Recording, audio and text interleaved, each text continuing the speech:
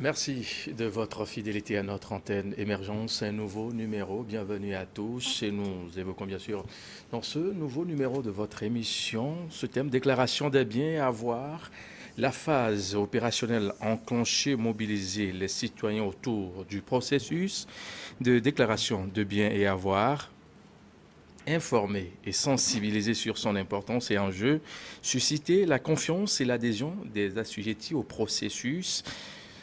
Voilà les grandes lignes contenues dans une rencontre qui a eu lieu. C'était là le 31 janvier dernier à Lomé au Togo.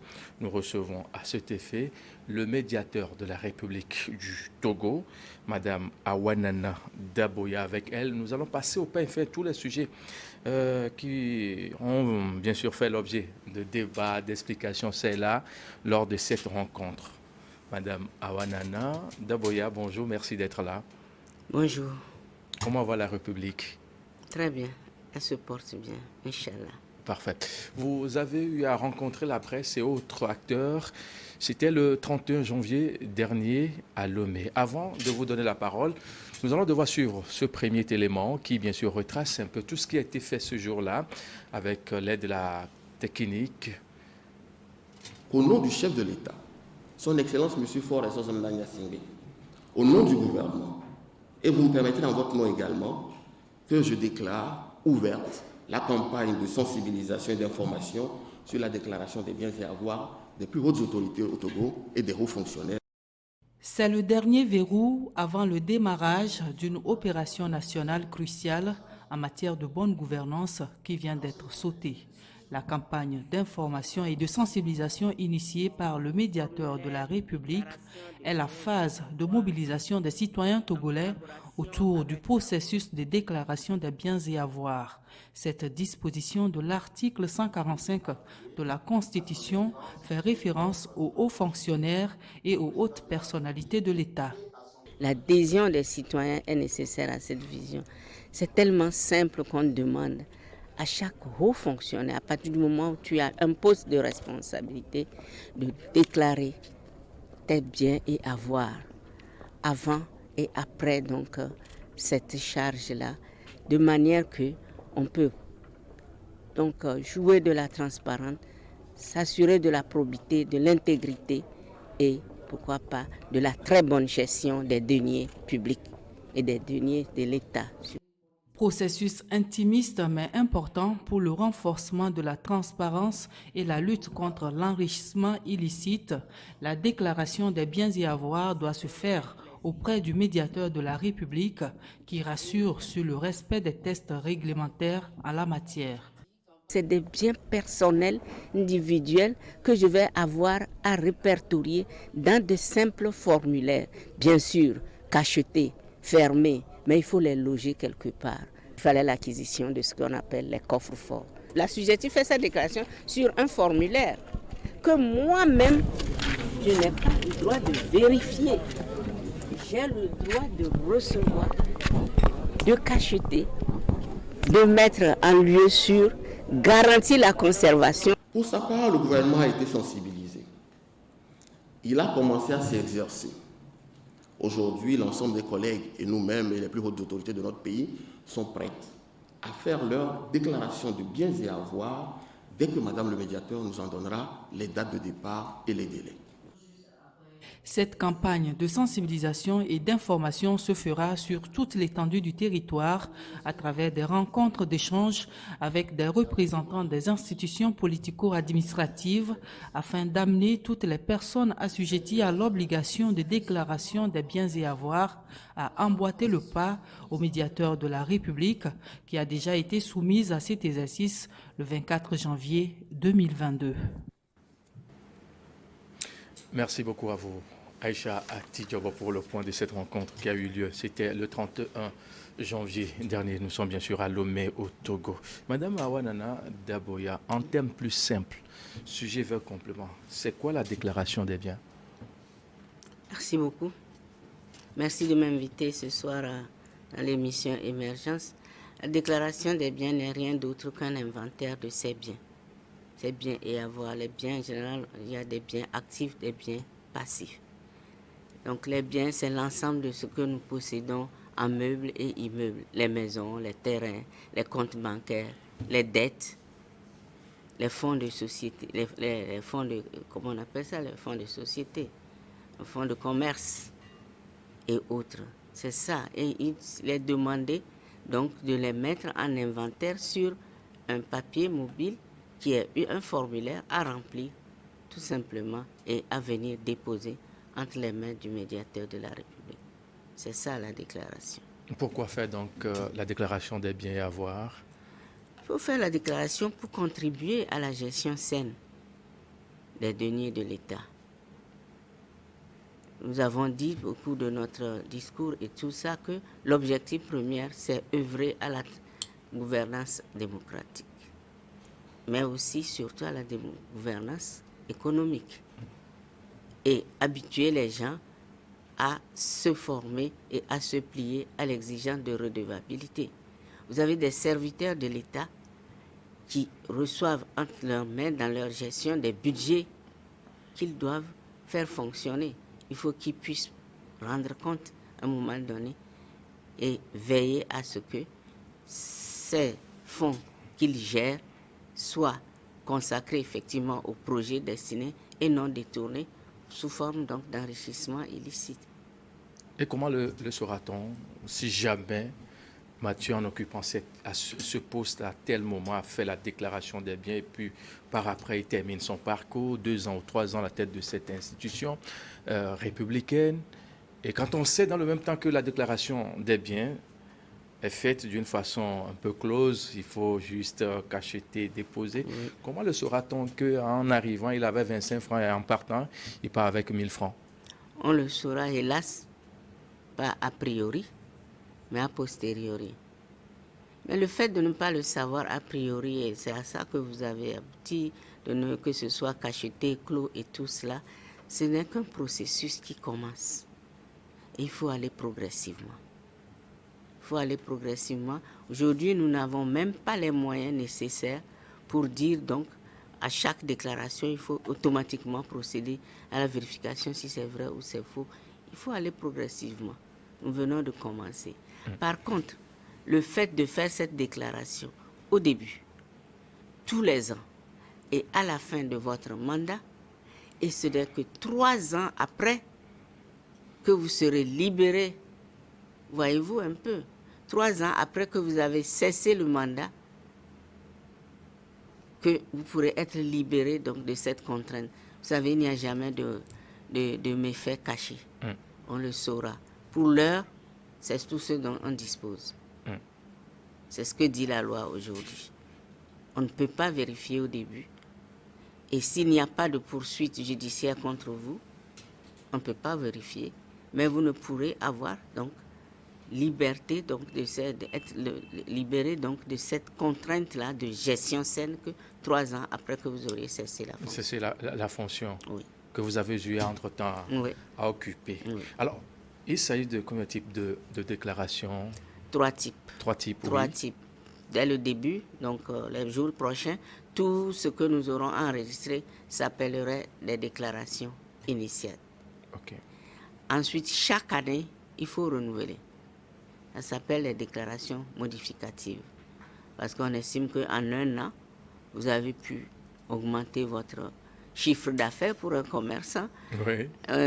Donc, un haut fonctionnaire a pu faire des économies, a pu, de son rez-de-chaussée, mettre un 2e étage, pourquoi pas, ou acquérir d'autres terrains. Bref, voilà. Donc, chaque année, il faut renouveler.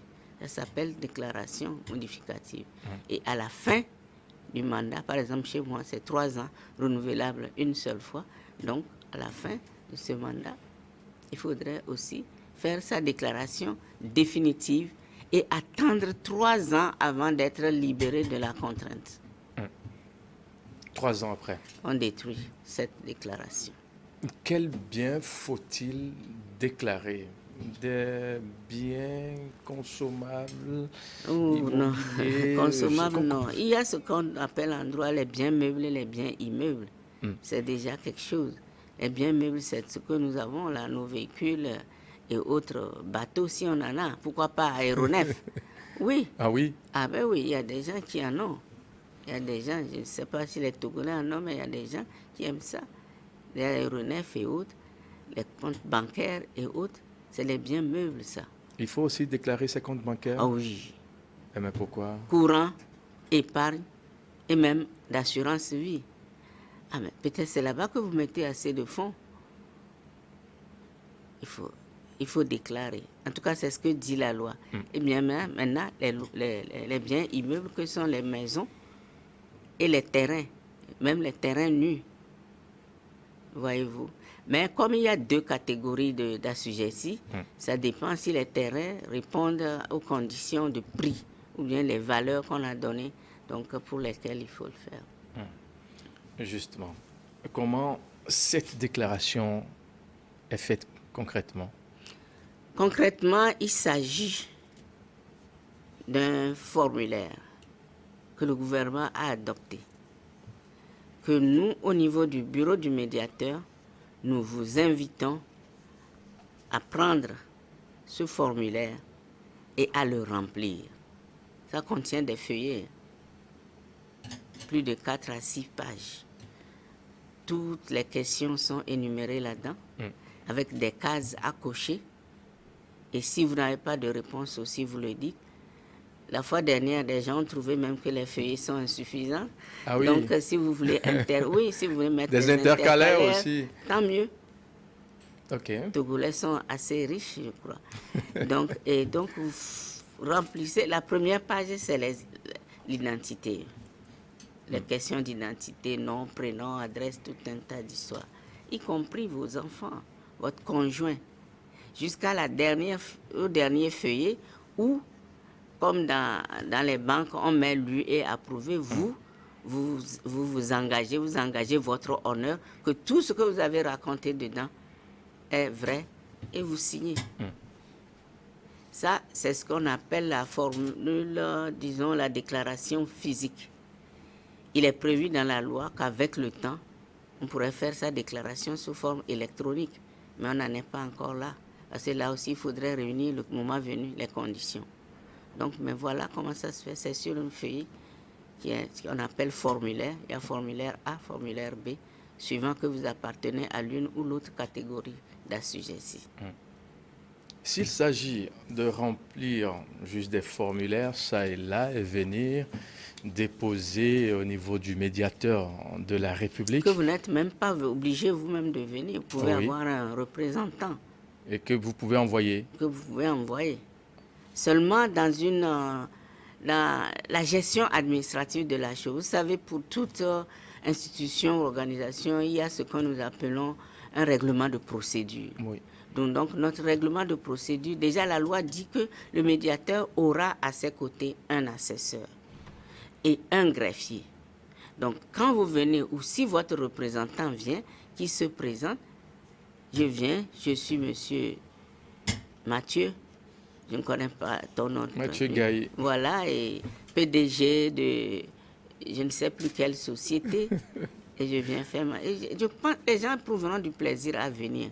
Tout ce que le médiateur de la République a à faire, c'est de s'assurer que c'est bien monsieur Mathieu qui a rempli ce formulaire. Nom, prénom, c'est ça. Il n'a rien à savoir. Il n'a pas à lire ou à retenir quoi que ce soit. C'est bien monsieur Mathieu ou bien vous le représentez. Ah bon, d'accord. Il est voilà.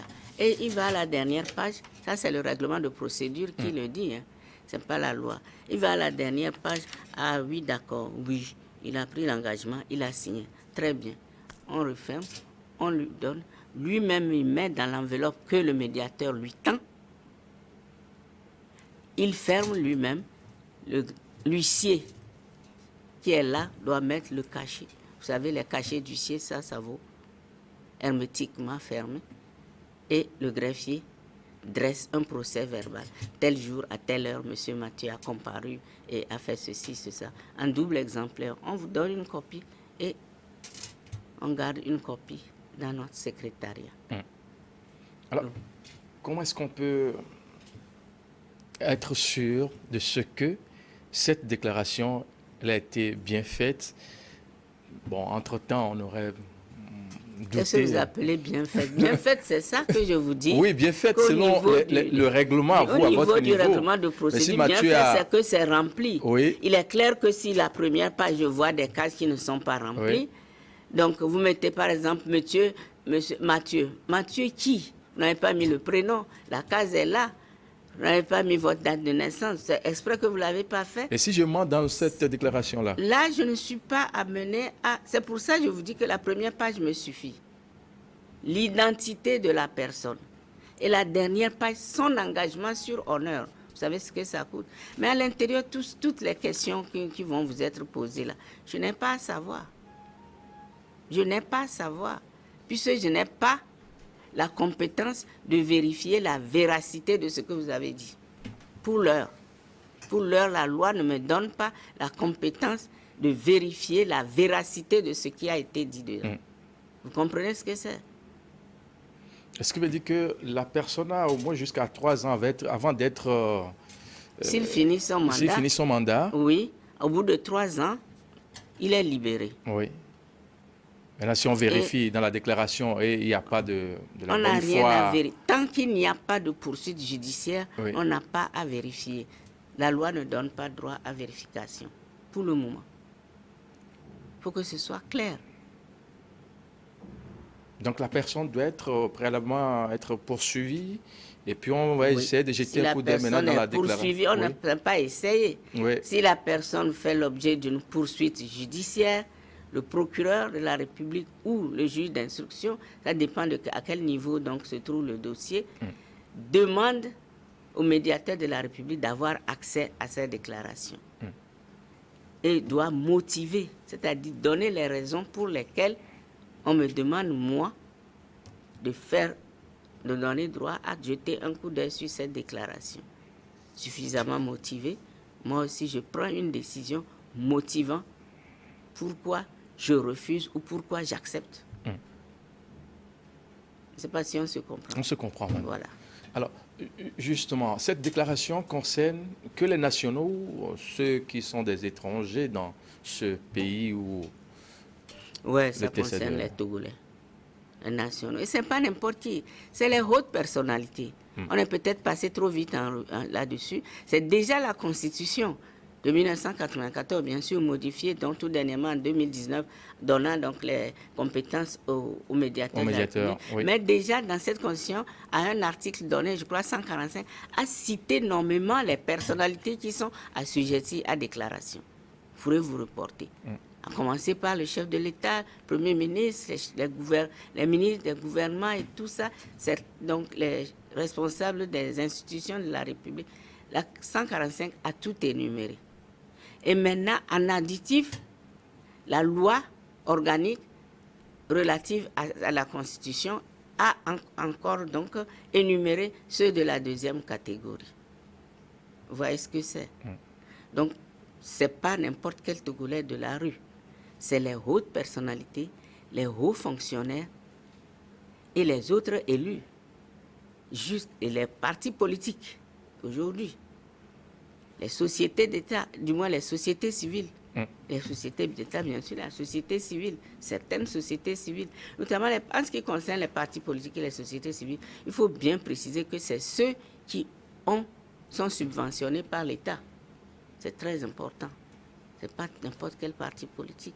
Vous recevez un fonds de l'État, du moins un fonctionnaire, un haut fonctionnaire à quelque niveau que ce soit, qui reçoit entre les mains donc les deniers de l'État, les deniers publics, doit pouvoir rendre compte et faire sa déclaration.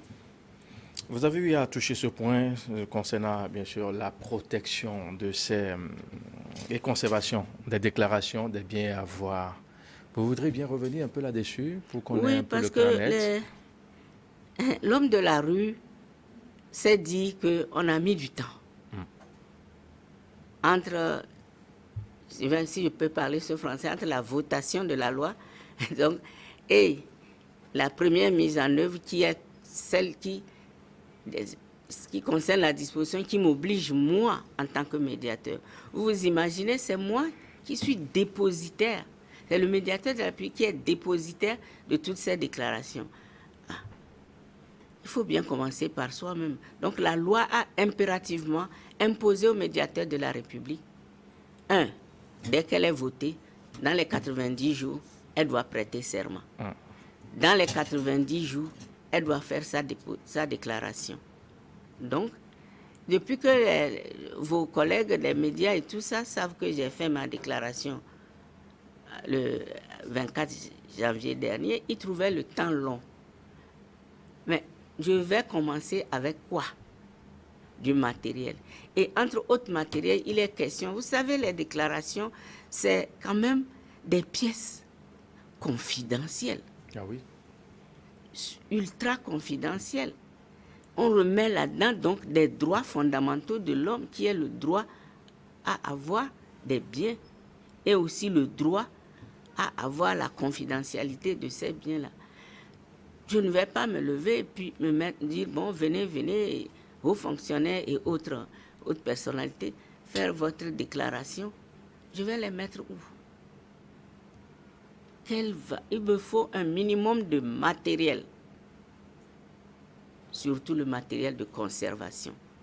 Et le matériel de conservation se loge aussi dans un milieu, donc des locaux adéquats et du personnel adéquat. Il est bien vrai, c'est le médiateur qui est dépositaire, mais le médiateur a autour de lui tout un arsenal de fonctionnaires. Ainsi de suite. Il faut des moyens. À l'heure où je vous parle, nous avons eu tous ces moyens. Nous avons une dizaine de coffres forts, et pas des moindres, qui vous dépassent la hauteur de ce mur, en hauteur de grands coffres forts, hermétiquement faits, qui feront de telle manière que, à moins de me prendre en otage, Et aujourd'hui, ce n'est pas une question de clé, c'est une question de code et tout ça. Mais il fallait acquérir ces coffres forts. Et c'est vous qui détenez ces coffres forts. Et même ces coffres forts ne traînent pas la rue, il fallait les commander. Ainsi de suite, sans compter tout le matériel mobilier et électronique de saisie. Il fallait aussi procéder au choix des greffiers, parce que ce n'est pas un seul greffier qui va se taper la tâche. Il faut un nombre donné. Les assesseurs, il faut les réunir. Les huissiers, il faut les contacter. Bref, il faut. Et quand tout cela a été mis en place, nous avons jugé nécessaire de mener cette campagne pour informer. Rien ne vaut l'information. Pour que le public ne se dise pas que déjà depuis le 31 passé, donc quand on entendait les émissions à la radio, la population est pressée, pourquoi ci, pourquoi ça. On voit clair dedans. J'ai l'habitude de travailler dans la sérénité. Oui. Et donc, il faut qu'on réussisse. Parce que cette histoire, ce processus tient tellement à cœur au gouvernement. Ça tient tellement à cœur au chef de l'État qu'il faut se préparer et la réussir.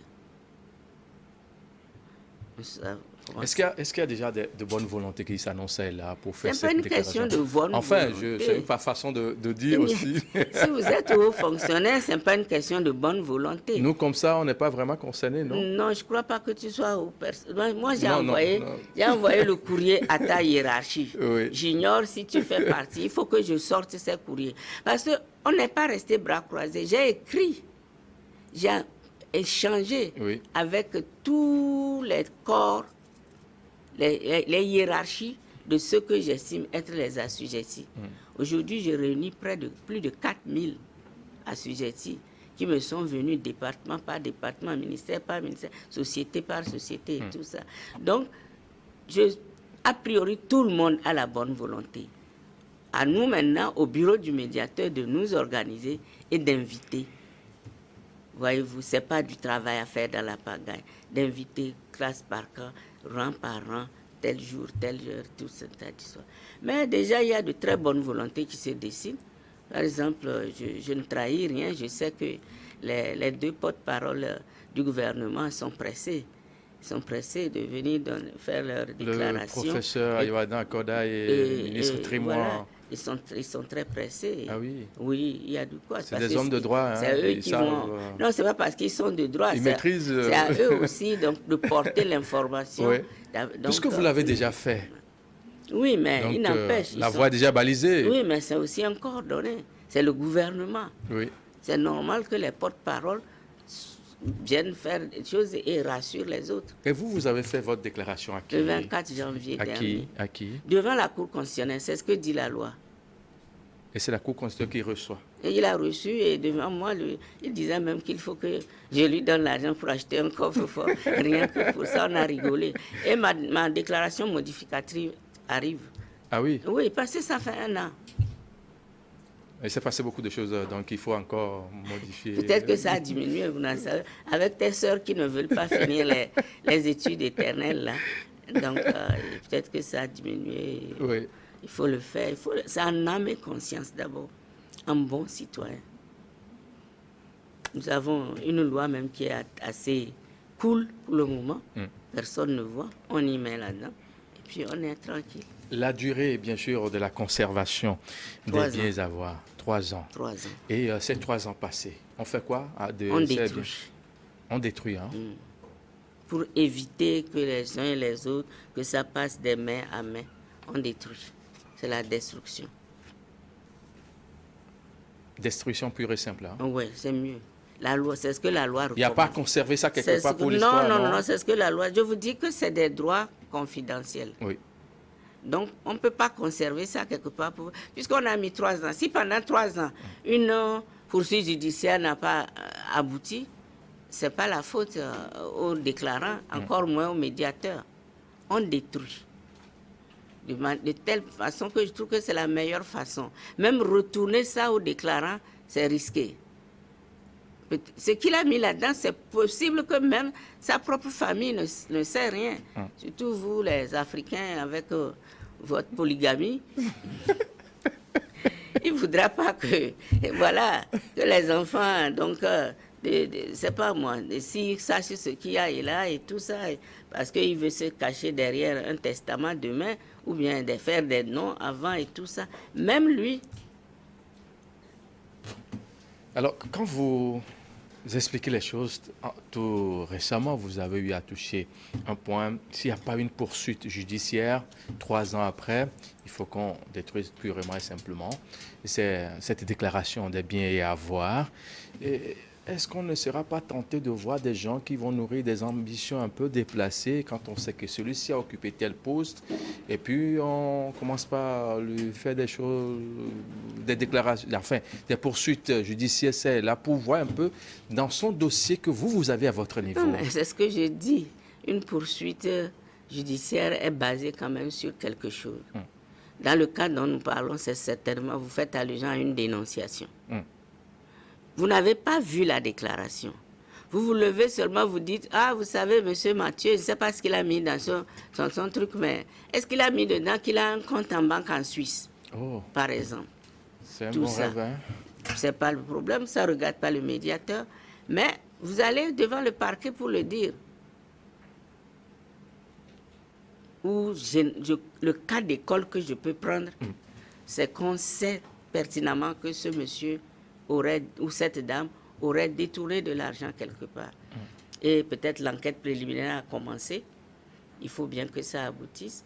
Et ils instruisent le dossier à la justice. Le dossier est instruit à la justice jusqu'à arriver au moment où on veille s'assurer si ce dont on l'accuse, lui nie, s'il l'a mis dans sa déclaration ou pas. En ce moment, le procureur de la République ou le juge d'instruction motive une décision me demandant d'avoir à lui faire connaître le contenu de la déclaration de M. Mathieu. Qui peut avoir donc accès, bien sûr, au dossier de cette déclaration des biens, à part le déclarant lui-même, le médiateur de la République que vous êtes? Est-ce qu'il y aura quelqu'un d'autre qui peut nourrir une ambition? Personne d'autre. Personne d'autre, hein? Personne d'autre. À part la mort, le décès du déclarant, que sa famille ignore tout, que sa famille veuille savoir, on leur indique aussi le chemin de la justice.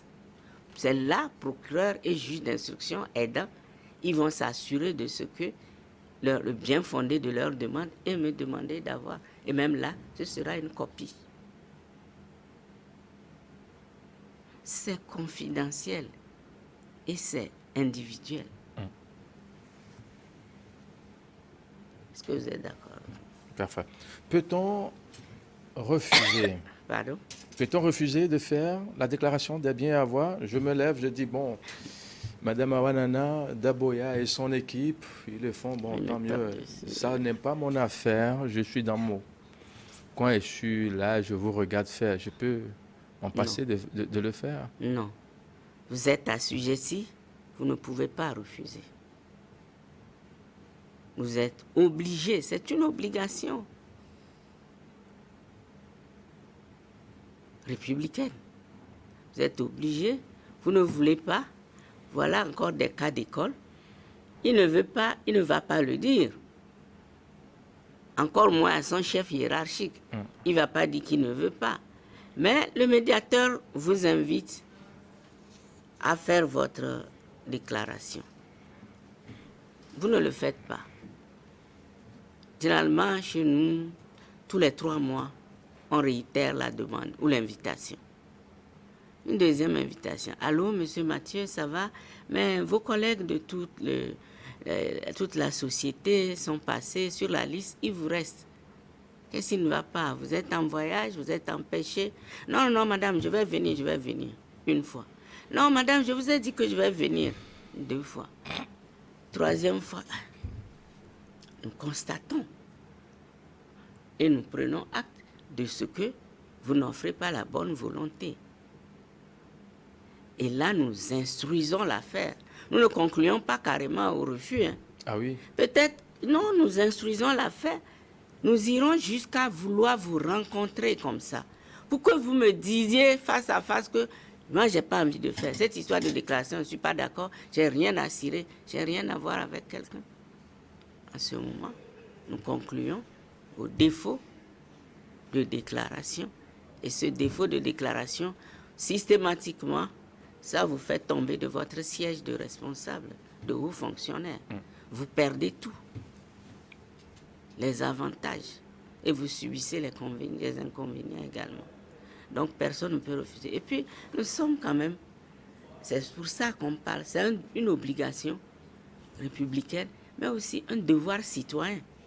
Vous ne pouvez pas être un haut responsable et refuser de faire ce que l'État a donc demandé au législateur qui a été voté de vous soumettre à la loi. Non. Faire sa déclaration des biens à avoir, une bonne chose, oui, pour les hauts perchés, entre guillemets, du pays. Ceux qui sont à l'extérieur, qui représentent le pays, je veux parler par exemple des ambassadeurs, de hauts corps diplomatiques et autres. Ils doivent le faire même étant à l'extérieur du pays. Oui, ils sont assujettis. Mais comment on le saura si on sait que Mathieu a une maison d'une chambre et salon et puis bon, sur un cas de l'eau, à l'eau est quelque part, mais il a des biens à voir à l'extérieur. Mais vous déclarez ça ici. Mais eux aussi qui sont là-bas, ils ont à l'œil. Nos ambassades savent, les nationaux qui sont là, s'ils ont des biens ou pas, le moment venu, on pourra toujours... Je vous dis, sauf dénonciation, si quelqu'un cache, on ne peut pas savoir. Par contre, le début de votre question, c'est vrai, même nos agents d'ambassade sont tous assujettis. Le moment venu, nous allons voir. Pour le moment, la loi nous autorise à avoir ce que nous appelons les médiateurs délégués. Même si on ne les a pas nommément encore désignés, au niveau des ambassades, nous aurons des délégations, une délégation du médiateur qui va circuler dans nos ambassades pour faire donc pour recueillir les déclarations. Aujourd'hui, il y a cette question qui revient très très souvent. On dit déclaration des biens à voir au Togo, la procédure est enclenchée, on sait que Mme Awanana Daboya n'est pas n'importe qui.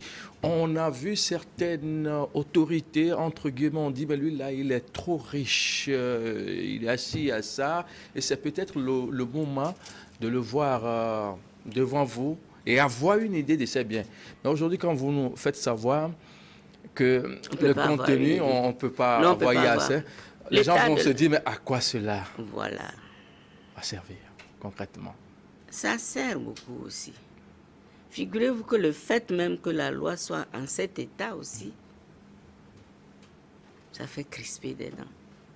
Même le fait de savoir que la vérification n'est pas encore autorisée, ça gêne toujours. Et c'est une démarche progressive. C'est une démarche progressive. Je vous ai expliqué dès le début. Si nous voulions tout mettre en même temps, on n'en va pas. Pour le moment, récoltons toutes ces déclarations d'abord. Et voyons. On est en face de combien de déclarants? Comment on va faire?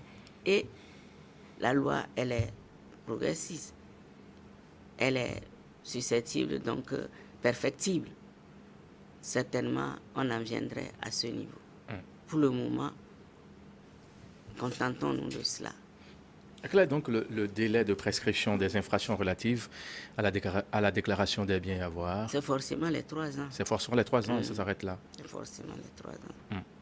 À la fin, avec la déclaration définitive et la cessation de la fonction élective ou politique à laquelle vous êtes, 3 ans après, c'est fini. Oui.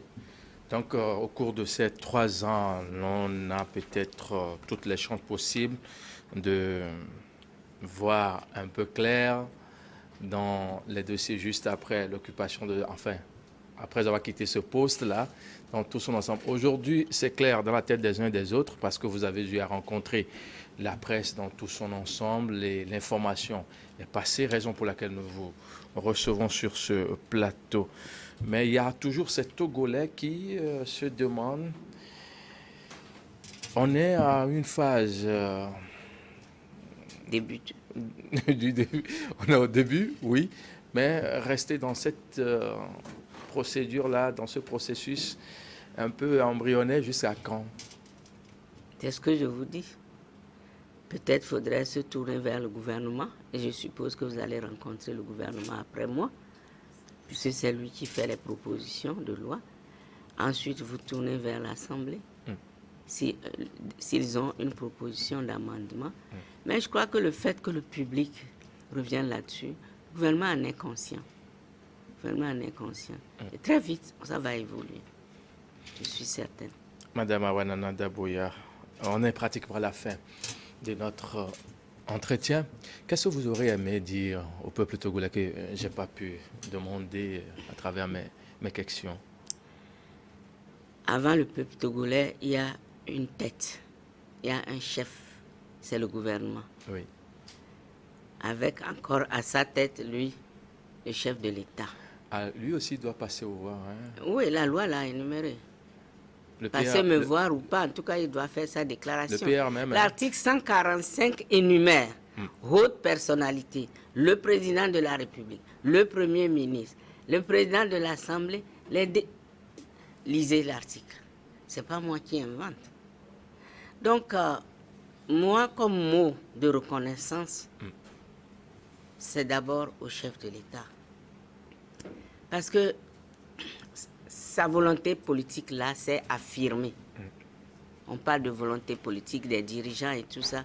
C'est sa volonté politique affirmée qui a fait naître cette loi. Aussi imperfectible soit-elle, elle est quand même là. Et il faut la pratiquer. Et c'est à l'œuvre qu'on reconnaît l'artisan. C'est dans la pratique qu'on va sortir donc les imperfections, et tout ça, les réunir et les lui remettre. Donc, c'est pour ça, comme message, c'est d'abord un mot de remerciement, de reconnaissance. Ensuite, c'est un temps record, c'est à peine 11 mois. L'acquisition de tout cela, avec 7 ans de Covid, avec tout ce qu'on a perdu, les États, donc, dans leur budget et tout ça, ont souffert. On a pu avoir le maximum de matériel possible. Donc, je voudrais leur exprimer ma reconnaissance parce qu'ils nous accompagnent également. Le gouvernement nous accompagne. La fois dernière, le Premier ministre aurait pu, si elle avait le temps, elle n'avait pas une autre obligation, c'est elle qui devrait venir ouvrir. C'est vous dire jusqu'à quel niveau donc, le processus est pris en considération. Je voudrais, en deuxième lieu, après donc, ces dirigeants, ces hautes personnalités, m'adresser au peuple togolais. Oui. Le peuple togolais, avant les assujettis, parce que le peuple se retrouve en majorité des non-assujettis, donc ils se montrent pressés. Ils ont hâte. Ils relèvent vite les insuffisances et tout ça de la loi. Franchement, je voudrais les prier d'abord d'accepter et d'adhérer à cette option togolaise qui est la démarche progressive. Qu'ils y adhèrent. C'est déjà pas mal. C'est déjà beaucoup. Qui aurait cru? C'est déjà beaucoup qu'on demande au chef d'État, au Premier ministre, au président de l'Assemblée de mettre sur papier l'inventaire de ses biens et d'aller le cacher quelque part. Donc, il faut avoir beaucoup. C'est une démarche que notre pays a adoptée et étant en début de mise en œuvre, nous ferons ressortir toutes les incapacités, les insuffisances, que le peuple ne s'en fasse pas. Et maintenant, mon message dernier, et non des moindres, c'est aux assujettis eux-mêmes, c'est aux hautes personnalités, c'est aux hauts fonctionnaires et autres élus, les partis politiques subventionnés par l'État. Ils doivent rendre compte. Sans compter tout le reste des assujettis que nous enclenchons cette campagne pour que ce soit eux-mêmes qui comprennent, qui adhèrent, qui posent des questions, qui se fassent expliciter la loi et qui contribuent à la mise en œuvre de cette loi. Ces assujettis, ils doivent aujourd'hui eux-mêmes constituer d'agents d'administration, de sociétés, même de certaines sociétés civiles qui sont subventionnées. C'est le moment de le savoir. Leur dire que ce mécanisme ne vise rien d'autre que la bonne gouvernance économique. Aujourd'hui, c'est le processus, donc les gestions des fonds dans tous les pays visent à axer sur les résultats. Et la redevabilité, c'est la condition sine qua non. Quoi de plus simple qu'on vous autorise à venir faire la déclaration? Le moment venu, n'importe qui peut venir s'il le veut. Et si c'est autorisé, il verra. Donc, les mettre en confiance, les assujettis, c'est leur chose, c'est leur devoir citoyen, c'est leur devoir républicain d'avoir donc à adhérer à ce processus et à l'aider à réussir dans sa mise en œuvre. Et vous, les relayeurs, c'est vous nos relais. Relayez ce qui est constructif, ce qui peut aider cet État à encore émerger. Je crois que dans notre sous-région, micro-sous-région, même au niveau de l'UEMOA, nous sommes pour le moment seuls. Certes, il y a l'obligation de déclaration des biens, que ce soit au Sénégal ou au Mali et tout ça, mais c'est une autre institution. Et je parcourrai leurs textes, je verrai qu'ils ont plus de contraintes que ça. Chez nous, c'est très souple. Est-ce que vous avez entendu l'OTR murmurer jusqu'ici? Pourtant, c'est elle qui a commencé. Il y a une institution comme l'OTR. C'est obligé. Ils le font. Et leurs agents, donc, qui ont été soupçonnés de quoi que ce soit, ils y ont fait face. Certains sont poursuivis même en justice. Donc, au niveau de notre micro-sous-région, nous sommes les seuls avec cette méthode-là. On a toujours innové, réussissons pour le bien de ce pays. Parfait. Je vous en prie. Merci d'être passé. C'est moi.